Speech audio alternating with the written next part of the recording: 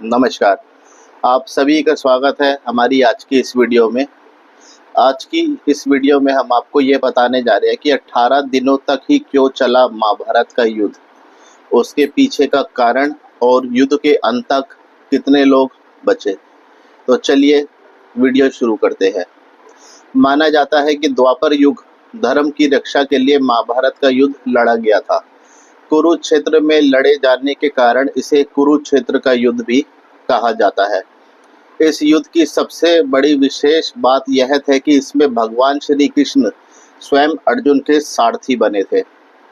यह भावे युद्ध कुल 18 दिनों तक चला और इस 18 दिनों तक चलने वाले युद्ध के पीछे का एक खास कारण भी छुपा हुआ है। तो आज हम इसी विषय में आपको जानकारी देने जा रहे हैं कि महाभारत का यह युद्ध 18 दिनों तक ही क्यों चला था। महाभारत युद्ध में 18 की संख्या का अत्यंत महत्व है। ऐसा इसलिए क्योंकि महाभारत ग्रंथ में कुल 18 अध्याय है। भगवान श्री कृष्ण ने कुरुक्षेत्र में के मैदान में जब अर्जुन को गीता का ज्ञान दिया था तो माना जाता है वो 18 दिनों तक चला था। महाभारत का युद्ध भी 18 दिनों तक रहा था, यहाँ तक कि इस युद्ध के अंत में मात्र 18 लोग ही जीवित बचे थे। दरअसल महर्षि वेद व्यास ने गणेश जी की मदद से इस ग्रंथ का निर्माण 18 दिनों में ही किया था। ऐसा माना जाता है कि जब इस ग्रंथ का निर्माण हुआ तब तक महाभारत युद्ध नहीं हुआ था, बल्कि महर्षि ने अपनी दिव्य दृष्टि से इस युद्ध को पहले ही देखकर रचा था और श्री गणेश जी ने इसे लिखा था। इसी कारण महाभारत के 18 अध्याय 18 दिन में लिखे गए, यानी एक अध्याय एक दिन में, और उसी अध्याय के अंतर्गत होने वाली घटनाएं घटित हुई। ऐसे में महाभारत का युद्ध 18 अध्याय के अनुसार 18 दिनों तक चला। सरल शब्दों में कहे तो जिस अध्याय में जो घटनाएं हुई वह असल में जब युद्ध हुआ तब भी वैसे ही घटित हुई जैसे 18 दिन तक युद्ध चला। महाभारत के अंतिम दिन यानी 18वें दिन भीम ने दुर्योधन की जंघा पर प्रहार करते हुए उसको मृत्यु के घाट पहुंचा दिया और दुर्योधन की मृत्यु के बाद पांडव विजय हुए और युद्ध का अंत हुआ। अब हम आपको युद्ध के जो कारण है, जो माने जाते हैं कि युद्ध का असली कारण क्या था, तो उसके पीछे कई सारे कारण थे। उसमें से कुछ कारण हम आपके साथ शेयर करना चाहेंगे, आपको उसकी जानकारी देना चाहेंगे। महाभारत युद्ध का मुख्य कारण दुर्योधन का अहंकार माना जाता है।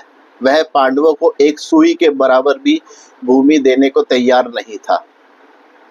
दूसरा कारण माना जाता है कि दुर्योधन को जब द्रौपदी ने अंधे का पुत्र कहकर पुकारा था तो ये भी एक युद्ध का कारण माना जाता है। कौरवों और पांडवों का आपस में जुआ खेलकर द्रौपदी को दांव पर लगाना भी महाभारत के युद्ध का एक कारण है। इस युद्ध में होने के और भी कई कारण मौजूद है, जिसमें से द्रौपदी चीर मुख्य आया जाता है। कौरवों की महत्वाकांक्षा चरम सीमा पर पहुंच गई थी।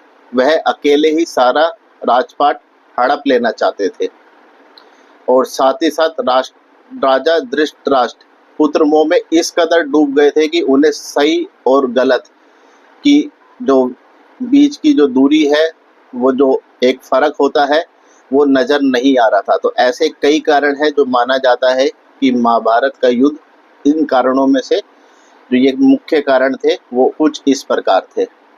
अब हम आपको बताने जा रहे हैं कि युद्ध के अंत में 18 लोग कौन कौन बचे थे जो जीवित रहे। तो 3 लोग ऐसे थे जो कौरवों की तरफ से बचे थे और 15 लोग ऐसे थे जो युद्ध लड़ रहे थे। उनमें से 15 लोग पांडवों की तरफ से बचे थे। तो हम उन लोगों के आपको नाम बताने जा रहे हैं।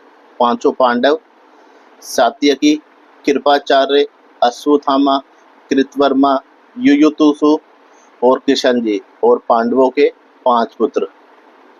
तो इसी के साथ हमारी आज की ये वीडियो यहीं समाप्त होती है। आपको ये जानकारी कैसी लगी हमें ज़रूर बताइएगा, और यदि शब्दों में कहीं भी बोलने में गलती हुई हो तो हमें क्षमा कीजिएगा। जय श्री कृष्ण।